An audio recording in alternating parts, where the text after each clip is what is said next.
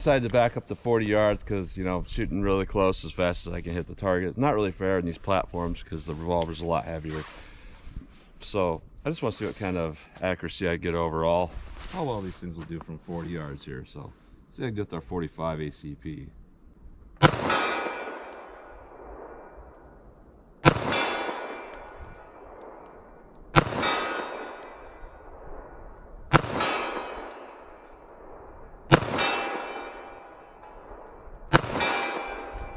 Alright, not too bad. Pretty much point of aim. 10 millimeter. Let's see how I can get this.